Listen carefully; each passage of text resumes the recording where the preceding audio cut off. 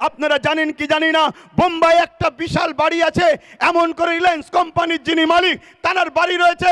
ওই বাড়িটা যে জায়গায় দাঁড়িয়ে আছে ওটা ওয়াকফ সম্পত্তি এবং এতিমখানার জন্য ওই সম্পদকে মুসলমানরা দান করেছে। সেই জায়গা দখল করে আজকে তারা বিশাল বাড়ি তৈরি করেছে। কেন্দ্র সরকারের অত্যাচারে যদি আমাদের হাজার হাজার প্রাণ কুরবান হয়, মাতৃভূমি বাঁচাবার জন্য রক্ত দিয়েছি, ইসলামের অধিকার ইসলামের সম্পদকে বাঁচাবার জন্য কারা রক্ত দিতে পারবেন উঠে দাঁড়িয়ে যান। কারা রক্ত দিতে পারবেন উঠে দাঁড়িয়ে যান। হাত তুলে বলুন রক্ত দিতে পারবেন। মসজিদ বাঁচাবার জন্য পারবেন। কোরআনের পক্ষে, দিন ইসলামের পক্ষে, নিজের অধিকারের জন্য সংবিধান আপনাকে রাইট দিয়েছে, এই অধিকারের জন্য রক্ত দিতে পারবেন।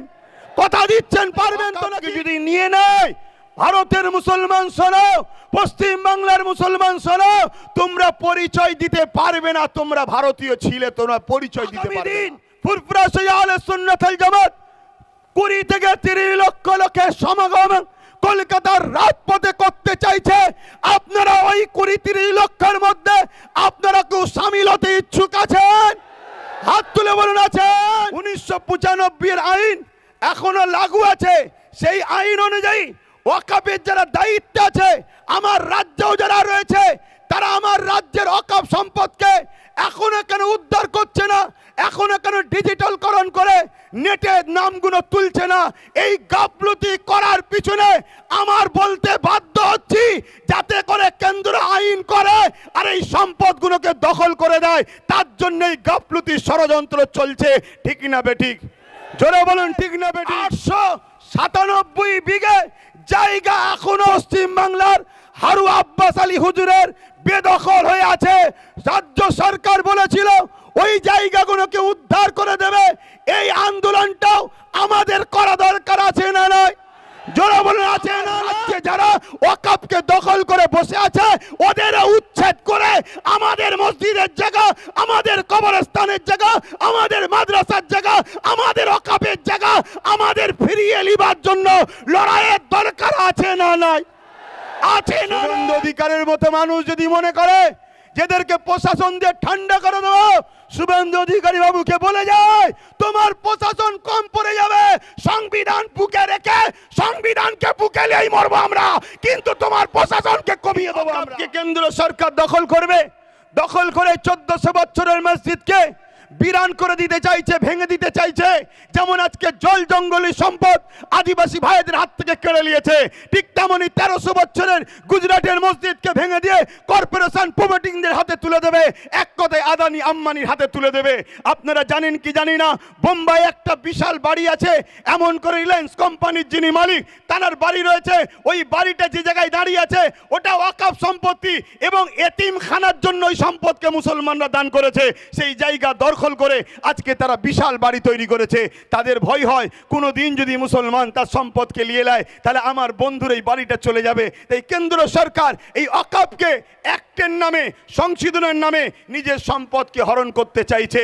এইখানে যদি মসজিদ চলে যায়, মাদ্রাসা চলে যায়, কবরস্থান চলে যায়, এক কথায় ওয়াকফকে যদি নিয়ে নেয়, ভারতের মুসলমান শোনো, পশ্চিম বাংলার মুসলমান শোনো, তোমরা পরিচয় দিতে পারবে না তোমরা ভারতীয় ছিলে, তোমরা পরিচয় দিতে পারবে না।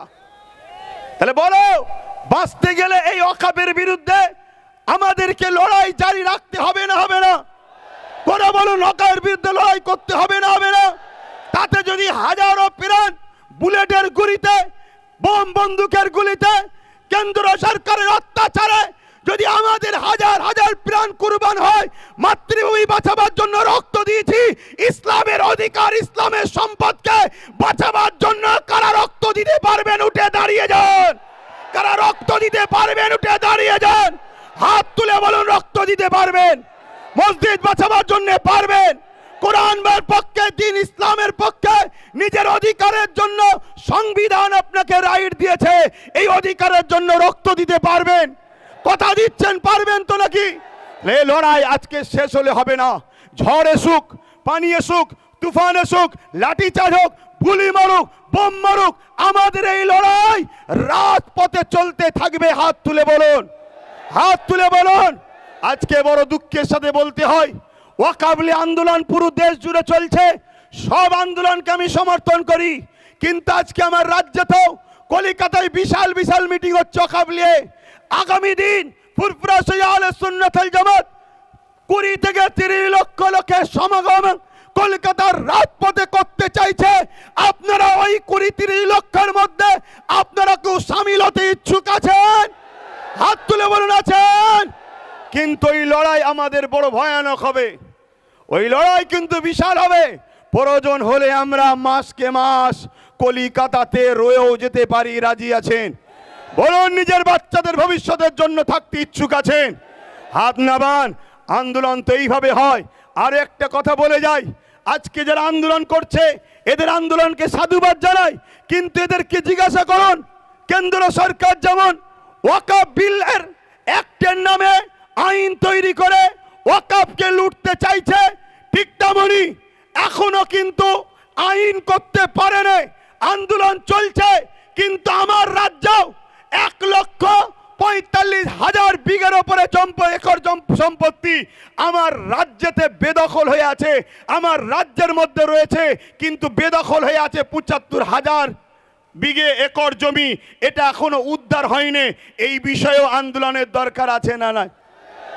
কেন্দ্র সরকার যে আইন করতে চলেছে এখন আইন করতে পারেনি, তার চক্রান্ত সে পা দিয়েছে। সব জায়গায় আন্দোলন শুরু হয়েছে, সে চক্রান্ত থেকে পিছিয়েছে, কিন্তু এখনো 1995 এর আইন এখনো লাগু আছে। সেই আইন অনুযায়ী ওয়াকফের যারা দায়িত্ব আছে আমার রাজ্যেও যারা রয়েছে তারা আমার রাজ্যের ওয়াকফ সম্পদকে এখনো কেন উদ্ধার করছে না? এখনো কেন ডিজিটালকরণ করে নেটে নামগুলো তুলছে না? এই গাফলতি করার পিছনে আমার বলতে বাধ্য হচ্ছি, যাতে করে কেন্দ্র আইন করে আর এই সম্পদগুলোকে দখল করে দেয়। তার জন্য এই গাফলতি ষড়যন্ত্র চলছে, ঠিক না বেঠিক? জোরে বলুন ঠিক না বেঠিক? আমি আপনাদেরকে একটা তথ্য দিয়ে যাচ্ছি। উত্তর 24 পরগনা হাড়ুয়া পীর আব্বাস আলী গুরাচাঁদ রহমাতুল্লাহ আলাইহি বলে একজন আল্লাহর ওলি রয়েছেন, তিনার মাজারের 900 বিঘে জায়গা। একটু সারা দেবেন, কত বিঘে? 900 বিঘে জায়গা। আজকের দিনে সেই জায়গাটা দাঁড়িয়েছে মাত্র 92 শতক। 900 বিঘে থেকে দাঁড়িয়ে আছে বর্তমান কত? 92 শতক, 3 বিঘাও নয়। তাহলে 897 বিঘে জায়গা এখনো পশ্চিম বাংলার হাড়ুয়া আব্বাস আলী হুজুরের বেদখল হয়ে আছে। রাজ্য সরকার বলেছিল ওই জায়গাগুলোকে উদ্ধার করে দেবে। এই আন্দোলনটাও আমাদের করা দরকার আছে না নয়? জোরে বলুন আছে না নয়? কিন্তু আজ আমরা দুঃখিত, আমরা দেখছি কলিকাতা ভরি আন্দোলন হচ্ছে, কিন্তু রাজ্য সরকারের এই ওয়াকফ বাঁচাবে বলেছিল, এ বিষয়ে একটাও কথা হচ্ছে না। কোনো এক জায়গায় আমার বলতে বাধ্য হচ্ছি, কেন্দ্রের বিরুদ্ধে রাজ্যকে সাপোর্ট করা ষড়যন্ত্র চলছে না তো? তাহলে এই আন্দোলনে আমরা নয়। আমরা মসজিদের পক্ষে যে আন্দোলন হবে, কোরআনের পক্ষে যে আন্দোলন হবে, ওয়াকফের প্রকৃত পক্ষে যে আন্দোলন হবে, সেই আন্দোলনের সঙ্গে আমরা হাতে হাত মিলিয়ে, কাঁধে কাঁধ মিলিয়ে, বুকে তাজা খুন দিতে হলো। আমরা সংবিধান যে রাইট দিয়েছে ওই রাইটের জন্য আন্দোলনে প্রত্যেকটা জায়গায় সঙ্গ কি বলে হাজির হতে রাজি আছি, ঠিক না বেঠিক? কিন্তু আপনার আন্দোলন এরকম হওয়া দরকার। কেন্দ্র সরকার আজকে সে কালা কানুন কেন তৈরি করতে চাইলো? এমনি এমনি তো খাওয়া যাচ্ছে, এখন তৈরি করতে চাইছে কেন? শোনেন, রাজ্যগুলো ভালো মন্দ খেতে পাচ্ছিল, কেন্দ্র ওয়াকফের ভাগ ঠিক পাচ্ছিল না, তাই ওয়াকফ বিল করে টোটাল নিজের হাতে নিতে চাইছে। কোনো রাজ্যকে ভাগ দেবে না, সম্পূর্ণ ও একা খাবে। অর্থাৎ এই যে 900 বিঘে আব্বাস আলী গুরাচাঁদ হুজুরের যে মাজারে যে ওয়াকফের জায়গা আছে, এই জায়গাকে বড় বড় বাড়ি হয়েছে, বিভিন্ন দোকানকে ভাড়া দেওয়া হয়েছে, তা থেকে মোটা টাকা আজকে রাজ্য সরকারের ফান্ডে যাচ্ছে। কেন্দ্র সরকার বলছে না, তুই পাবিনি, 900 বিঘেটাই আমি দখল করে আদানি আম্বানিকে দেবো, ওখানে যারা আছে সব ভেঙে গুড়িয়ে দেবো। এই হচ্ছে লড়াই। এদের লড়াই মূলত উভয়ের আমাদের সম্পদকে ভাগ বাটরা করে খাবে। এই জায়গায় বলুন, আমরা যদি আমাদের সম্পদ পেতে চাই তাহলে কেন্দ্র সরকারের কালা কানুনের বিরুদ্ধে যেমন লড়াই হবে, আমার রাজ্যে যারা ওয়াকফকে দখল করে বসে আছে ওদের উচ্ছেদ করে আমাদের মসজিদের জায়গা, আমাদের কবরস্থানের জায়গা, আমাদের মাদ্রাসার জায়গা, আমাদের ওয়াকফের জায়গা আমাদের ফিরিয়ে নেবার জন্য লড়াইয়ের দরকার আছে না নাই? আছে না নাই? তবেই তো লড়াইটা পারফেক্ট হবে। আমার কথা আপনারা বুঝতে পারছেন না পারেননি? কলকাতায় এমন এমন ভিআইপি জায়গা আছে যে জায়গাগুলোর দাম 1 শতক জায়গার দাম 5 কোটি 10 কোটি টাকা। কলকাতার বুকে প্রায় 50,000 বিঘে কম বেশি জায়গা শুধু কলকাতার বুকের আশপাশে আমাদের জায়গা রয়েছে, যে জায়গার অর্থ কত হতে পারে বুঝতে পারছেন? তাহলে সেগুলোরও উদ্ধারের দরকার আছে না নাই? যেমন কেন্দ্র সরকার জুলুম করছে, তার কালা কানুনকে আমরা মানছি না, এ মানবেন নাকি? জোরে বলেন মানবেন? শুভেন্দু অধিকারীর মতো মানুষ যদি মনে করে যেদেরকে প্রশাসন দিয়ে ঠান্ডা করে দেবো, শুভেন্দু অধিকারী বাবুকে বলে যায় তোমার প্রশাসন কম পড়ে যাবে, সংবিধান বুকে রেখে সংবিধানকে বুকে নিয়েই মরবো আমরা, কিন্তু তোমার প্রশাসনকে কমিয়ে দেবো আমরা। তোমার প্রশাসন কম পড়ে যাবে, আমাদের পাবলিক এত নেমে যাবে। প্রশাসন কম পড়ে যাবে, আবার মিসগাইড করবেন না যিনি প্রশাসনের বিরুদ্ধে। না, আমার সংবিধান আমাকে প্রশাসনের বিরুদ্ধে লড়াই করা শিখায়নি, কিন্তু তুমি যতই প্রশাসন নামাও পাবলিক এত নামবে, তোমার গুলি তোমার প্রশাসনের সংখ্যা কমে যাবে, পাবলিকের সংখ্যাটা বেড়ে যাবে।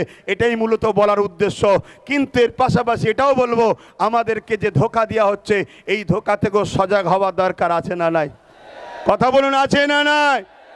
বন্ধুগণ শোনেন, ওয়াকফ বিলের মধ্যে মারাত্মক মারাত্মক আইন তৈরি করছে। তার মধ্যে একটা আইন করছে, কেউ যদি ওয়াকফ করে তাকে 5 বছর কমসে কম ধর্মীয় প্র্যাকটিসের মধ্যে আছে, যাকে আমাদের ভাষায় বলা হয় কামেল মুসলমান। তা কেন্দ্র সরকার কি করে বুঝবে কে কামেল মুসলমান কে নরমাল মুসলমান? তা আমাকেও তো বলতে পারে তুমি নরমাল মুসলমান, আর মোদি সার্টিফিকেট দেবে আব্বাস নরমাল মুসলমান। তো মুসলমানের এম বোঝে না, ও আমাকে সার্টিফিকেট দেবে আব্বাস সিদ্দিকী নরমাল মুসলমান। আপনার ইমাম যে 30 বছর, তিনি বলবেন আমি চলে গেছি, যা হয়েছে আমি সব দিয়ে দিলাম, তাকেও বলবে এ নরমাল মুসলমান। এটা একটা ষড়যন্ত্র। এই করে বলবে যারা দান করেছে এরা মুসলমান ছিল না, এরা প্র্যাকটিসিং মুসলমান নয়, তাই এদের সম্পদ ওয়াকফ হবে না। এইভাবে বিভিন্ন ছলে বলে কলে কৌশলে আমাদের ওয়াকফকে লুটার ষড়যন্ত্র করছে। এই জায়গায় আমি প্রত্যেকটা মানুষকে, সচেতন মানুষকে বলবো, আপনারা ঐক্যবদ্ধ হন, সংগঠিত হন। এই আন্দোলনে আমাদেরকে কোনোভাবে পিছপা হলে হবে না। কারবার করতে হবে, ব্যবসা করতে হবে, জমির জায়গা রুজি সন্তানদের জন্য ভাবতে হবে। কিন্তু ওয়াকফ যদি আমাদের হাত থেকে ফসকে যায়, মনে রাখবেন আগামী দিন ভারতবর্ষে আপনি টিকে থাকবেন, তার পরিচয় কিন্তু আপনি দিতে পারবেন না। এরপরে আপনাকে নাগরিকত্ব থেকে বহিষ্কার করা হবে। কেন? আপনার যখন এ দেশে স্বাধীনতার আগে কোনো ঐতিহাসিক মসজিদ মাদ্রাসা কবরস্থান নয়, তখন আপনাকে বলা হবে আপনি স্বাধীনতার পরে বাংলাদেশ থেকে এসেছেন, পাকিস্তান থেকে এসেছেন, চলুন আপনাকে ডিটেনশন ক্যাম্পে নিয়ে যাওয়া হবে।